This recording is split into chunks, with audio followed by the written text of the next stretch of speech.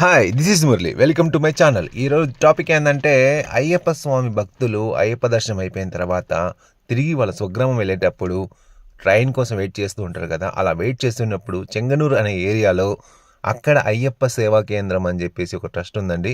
అక్కడికి వెళ్ళి మీరు స్టే చేయాలనుకుంటే అంటే ఎవరైనా డబ్బులు లేక, లేకపోతే ఎక్కడ స్టే చేయాలో తెలియక ఇబ్బంది పడేవారు ఎవరైనా గానీ, చెంగునూరు స్టేషన్ పక్కనే అయ్యప్ప సేవా కేంద్రం అని ఉంది. అక్కడికి వెళ్ళి మీరు స్టే చేయొచ్చు.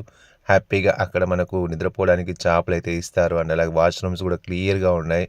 అండ్ అలాగే అక్కడ మనం స్టే చేసినంత సేపు మనకు భోజనం కూడా వాళ్ళు ఫ్రీగా ఇవ్వడం కూడా జరుగుతుంది. ఎందుకంటే మేము అక్కడ వెళ్ళి చూసాము. అక్కడే స్టే చేసాం కాబట్టి ఇది ఎవరికైనా ఉపయోగపడతదని చెప్పేసి ఈరోజు ఈ వీడియో చేస్తున్నాను. ఖచ్చితంగా అయ్యప్ప స్వాములు ఎవరైనా అయ్యప్ప దర్శనం వెళ్ళిన తర్వాత చెంగనూరు ఏరియా నుంచి ట్రైన్ వెళ్తున్న వారు ఎవరైనా కూడా దీన్ని సద్వినియోగం చేసుకోండి. అండ్ అలాగే ప్రదేశం కూడా చాలా బాగుంటుంది. అక్కడ భోజనం కానీ లేకపోతే అక్కడున్న వాష్రూమ్స్ కానీ అన్నీ క్లియర్‌గా ఉంటాయి. హ్యాపీగా అయితే దీన్ని యూజ్ చేసుకోండి. అండ్ అలాగే యూజ్ చేస్తున్నాం కదా అని చెప్పేసి వేస్ట్ చేయొద్దండి. అంటే ఎలాగంటే నీట్‌గా లేకుండా ఎట్లా పడితే అట్లా చేయొద్దండి. ఎందుకంటే మనలాగే చాలామంది తోటి ప్రయాణికులు ఉంటారు.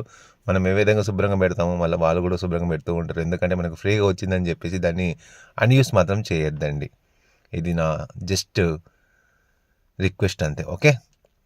అయ్యప్ప స్వామి సేవా కేంద్రం చెంగనూరు స్టేషన్ పక్కనే ఉందండి. ఎక్కడ కూడా లేదు. వాకబుల్ డిస్టెన్స్ అంతే. మీరు వెళ్ళి ఎవరైనా కూడా అక్కడ పక్కన ఎవరైనా అడిగితే చెప్పేస్తారు. అండ్ అలాగే ఇప్పుడు చూస్తున్నది మాత్రం చెంగనూరు శివాలయం. చాలా ప్రత్యేకత ఉంది ఈ శివాలయానికి.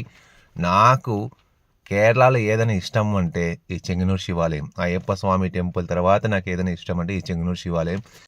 ఇది చాలా పురాతనమైన ఆలయం. ఇక్కడ విశిష్టత ఏంటి అంటే, ఏ విధంగా అయితే మన ఇంట్లో ఆడవాళ్ళు నెలలో 5 రోజులు ఋతుస్రావం అవుతారో, అదే విధంగా ఇక్కడుండే అమ్మవారు కూడా ఋతుస్రావం అవుతారు అని చెప్పేసి, ఇక్కడున్న గర్భగుడినైతే మూసివేయడం జరుగుతుంది. అంటే అమ్మవారి గర్భగుడినైతే మూసివేయడం జరుగుతాది. అండ్ అలాగే ఇక్కడున్న ఆలయం మాత్రం చాలా పురాతనమైనదండి.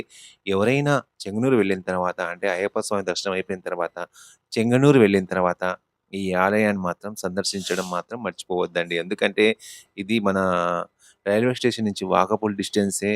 చాలా ప్రత్యేకత ఉంటది. ఇక్కడికి వెళ్ళిన తర్వాత తెలుస్తది ఈ ఆలయం ఇంత గొప్ప విశిష్టత అని జెప్పేసి.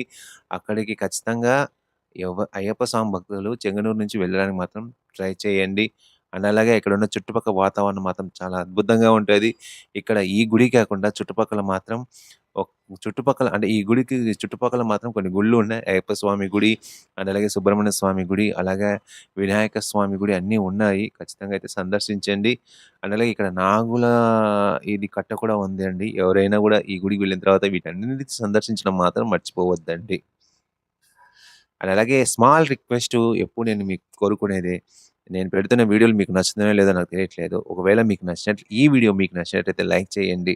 అండ్ అలాగే దీని మీద ఏదైనా మీకు సందేహం ఉన్నా, లేకపోతే ఈ జగన్ నుంచి ఎంత దూరం డిస్టెన్స్ ఉందని కనుక్కోవాలనుకున్నా కూడా కామెంట్ రూపంలో తెలియజేయండి. ఖచ్చితంగా నేనైతే రిప్లై ఇస్తాను. అండ్ అలాగే కొత్త వాళ్ళు ఎవరైనా సబ్స్క్రైబ్ చేయడం మాత్రం మర్చిపోవద్దండి. మీరు సబ్స్క్రైబ్ చేసుకుంటే నాకు ఒక సపోర్టింగ్‌గా ఉంటది. అండ్ అలాగే ఇటువంటి వీడియోస్ తీయడానికి నాకు ఒక బూస్టింగ్‌గా ఉంటదని చెప్పేసి మిమ్మల్ని అయితే కోరుకుంటున్నాను. ఖచ్చితంగా సబ్స్క్రైబ్ చేసుకుంటారని కోరుకుంటున్నాను.